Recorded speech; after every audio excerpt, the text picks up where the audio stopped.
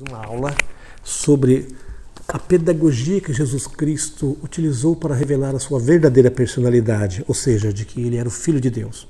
Muito bem, já falei na aula anterior que foi todo um processo, um caminho, uma convivência com Jesus no tempo que fez com que os apóstolos, a partir de gestos concretos de Jesus, reconhecessem que ele era um homem excepcional, que merecia total confiança. Muito bem. A excepcionalidade da pessoa de Cristo fazia naturalmente surgir a pergunta: quem é afinal este homem? Certo? E qualquer resposta dada, era filho de Maria e José, era o carpinteiro, não era suficiente, porque ele tinha muitos carpinteiros naquela época, mas ninguém fazia e agia como Jesus. Por isso, para compreender a questão, eu quero contar para vocês uma pequena historieta que ajuda a compreender o que aconteceu com Jesus. A historieta é a historieta do rei de Portugal. Imagine isso.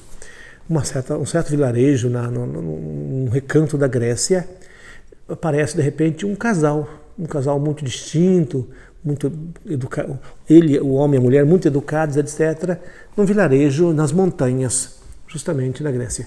E de repente vão morar na melhor casa daquele vilarejo, depois acabam frequentando o vilarejo, tem lá um pequeno restaurante, comem lá, o marido sempre vai encontrar.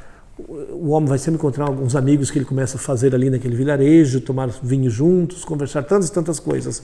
E o tempo vai passando. Um dia, numa adega da vida, lá tomando um vinho, aqueles homens que estavam ali falaram: vem cá, você e a sua esposa chegaram aqui, começaram a morar aqui, a gente nem sabíamos de onde vocês vieram e tudo mais, nos tornamos amigos, e você é tão sábio porque você conta histórias extraordinárias do mundo todo, fala da Terra do Fogo, um homem tão sábio, a sua esposa é uma médica, cuida de todo mundo, etc. Como é que é isso? Quem são vocês, afinal de contas? Já há quase 3 anos vocês estão com a gente não sabe quem vocês são. Aí esse senhor fala: olha, eu vou dizer para vocês a minha situação, mas tem que ficar em segredo. Eu e minha esposa estamos aqui porque nós fomos expulsos do nosso país, houve uma revolução, eu estou aqui em exílio, escondido. Eu sou o rei de Portugal. Ninguém esperaria uma resposta como essa, ninguém imaginava essa resposta. Mas, naqueles tempos de convivência, esse médico sábio conhecia tantas coisas do mundo todo, conhecia tantas e tantas histórias, era muito culto, muito fino, aquela mulher também. Então, a resposta foi inesperada, mas dada a convivência e o jeito com que eles viviam e eram, a resposta não era absurda. Então, essa pequena historieta do rei de Portugal nos ajuda a entender. Fato é que aquele vilarejo tinha, assim, ligado a uma pequena cidade, e tinha o prefeito que acabou ficando em segundo plano, porque aquele casal se tornou o centro de tudo. E de fato, a situação desse casal era complicada, porque se alguém os denunciasse, eles teriam que sair dali. Esse prefeito, por conta disso, não era mais o centro do vilarejo, acabou denunciando esse casal e eles foram presos. Parece uma história bobinha, mas ajuda a entender justamente o que aconteceu com Jesus. Jesus foi assim, chegou, começou a sua vida pública, começou a atrair um punhado de gente, a maioria, quase 100% eram judeus, e aqueles que encontraram Jesus ficaram fascinados, foram atrás dele e deixaram de seguir a sua tradição judaica, provocando ciúme, provocando raiva nas autoridades judaicas, e aí começou de fato a perseguição de Jesus. Mas, assim como aconteceu com o rei de Portugal e a sua esposa, que na convivência se deram conta que eles eram pessoas diferentes, e quando disseram que era o rei de Portugal em exílio, não esperava essa afirmação, porém não era absurda por aquilo que já tinham visto. Aplicando isso a Jesus é a mesma coisa. Jesus começou então, usou uma pedagogia muito concreta. Por isso eu vou colocar agora uns pontos centrais disso aqui. Jesus respondeu à pergunta: quem é este homem, afinal, de forma progressiva, usando uma pedagogia revelativa que respeitasse a evolução da convicção por meio de modo progressivo. Nesse sentido, ele, através de gestos concretos, ele comunicava uma ideia implícita que no final ficaria explícita, certo? Não falando abstratamente quem ele era, porque uma pessoa não revela quem ela é falando abstratamente. Como se eu dissesse: olha, vocês têm que confiar em mim porque eu sou bom. Falar não significa muito, é na convivência com vocês, com o tempo, que vocês podem dizer: não, esse professor é legal, esse professor é inteligente, esse professor é bom ou não. Quer dizer, não se pode afirmar abstratamente. São gestos concretos que realmente, pouco a pouco, revelam quem nós somos de verdade. E Jesus seguiu esse método. Bom, e as linhas essenciais dessa pedagogia são essas. Primeiro, quem encontrou Jesus, ele não fez o discurso dizendo, olha, vocês têm que me seguir porque eu sou uma pessoa muito inteligente, eu sou uma pessoa excepcional, sou filho de Deus. Se ele dissesse isso, provavelmente ninguém tinha seguido ele, diria que ele não batia bem da cabeça. Não. Quem se aproximou dele e disse, mestre, onde mora? Jesus disse, vem e vê. Vem comigo. E depois foram atrás de Jesus, ficaram fascinados e tocados por Jesus. Uma certa altura, Jesus começa a radicalizar a sua proposta e diz para os seus discípulos, olha, quem não for capaz de largar pai, mãe, mulheres e filhos por causa de mim, não é digno de mim. Certo? E de fato, aqueles que seguiram Jesus largaram tudo. Pedro largou sua esposa, seus filhos, André também, foram atrás de Jesus. Mas não fizeram isso de forma forçada, foi natural. Tamanha era o fascínio, a alegria, tamanha era a atração daquele homem que não resistiram. Permita-me um exemplo pessoal, também comigo aconteceu algo semelhante e eu não resisti, eu fui atrás.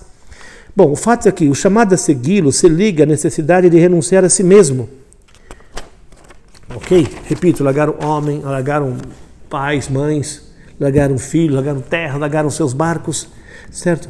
E Jesus mesmo disse que eu vim separar o homem de seu pai, da sua filha, da sua mãe, da nora, da sogra, etc. Dizendo isso, mas isso aconteceu concretamente, largaram tudo por causa dele. Mas, de certa forma, se nós quisermos dar um exemplo, isso é comum na experiência humana. Imagine você, começa a namorar, o namoro, quando é início, cada um faz as suas coisas, cada um vai para o seu caminho. Mas quando o namoro fica mais sério e vocês ficam noivos, aí é diferente. Você não viaja mais sozinho, a noiva não viaja mais sozinho, o noivo, com raras exceções, a coisa se torna mais séria, entendeu? Você não vai acampar sozinho, se eu tenho um noivo, sua noiva, você não vai mesmo. Mas depois vocês se casam, aí radicaliza mais ainda. O marido se assédia, a esposa fica com a esposa sempre. Já vão, ainda vão ao cinema junto, vão ao teatro junto, etc. Mas imagine que fique grávida e nasce um filho. Antes de ir ao cinema, ia junto, etc. Nasce uma criança, já radicaliza mais ainda. Se o marido é sério, fica com a esposa, ajuda a esposa a cuidar dos filhos, sai muito menos, entende? Então, se nós olharmos a vida, a vocação, quando nós optamos por certas coisas, isso exige renúncia. Dei o exemplo do matrimônio. Mas nós fazemos isso não porque alguém nos obriga, é por amor, é por atração. Esses exemplos ajudam a entender o que aconteceu com os apóstolos, o que aconteceu comigo na minha vocação. Você fica atraído, fascinado, e não tem como não renunciar tudo, renunciar a ter filhos, renunciar a família para seguir Jesus, mas é pela beleza de uma experiência, é por um fascínio, por uma certeza tão grande que enche a vida de paz, de alegria, e você se torna feliz e construtivo, acolhe tanta gente, comunica algo bonito para tanta gente. Isso faz um bem danado. Nesse sentido, Jesus também, a uma certa altura, ele radicaliza mais ainda. Ele pede que aqueles que o seguem, o testemunho diante de todos, e esse testemunho deve ser social, público. Jesus não pretendia apenas que fossem os seus, mas que fossem os seus diante da sociedade. Que o seguisse também socialmente, o testemunho. E afirma que isso depende da própria salvação da pessoa. Quem me afirmar diante dos homens, eu o afirmarei diante do meu Pai que está nos céus. Quem me negar diante dos homens e dos poderosos, eu o negarei diante do meu Pai que está nos céus. Olha a radicalidade. Em Mateus 10, 30 e 32, Jesus fala assim, o que se declarar por Cristo diante do mundo, dos homens, também eu o declararei diante do meu Pai. E aqui é muito importante ter presente uma coisa, eu falava do relacionamento afetivo, do namoro, do casamento, etc. Imagina que você começa a namorar um rapaz, mas ele não assume você publicamente, não é capaz de sair de mãos dadas com você publicamente. O que significa isso? Você vai dizer, esse cara não está me levando a sério? O sinal de que realmente o relacionamento é verdadeiro é quando você é capaz de publicamente declarar esse relacionamento.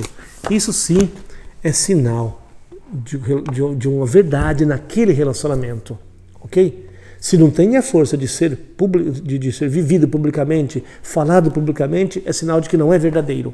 E nesse sentido, os apóstolos não só quiseram comunicar Jesus publicamente, mas deram a vida por isso, muitos morreram por isso. Só para dar um exemplo, Santiago foi também morreu por causa de Cristo, São Pedro foi crucificado de cabeça para baixo em Roma por causa de Cristo, São Paulo cortaram a cabeça de São Paulo por testemunhar Jesus Cristo, e depois os primeiros cristãos foram jogados aos leões, devorados pelos leões, são os mártires, exatamente por causa de Jesus Cristo, para que, justamente pela beleza da experiência que fazia.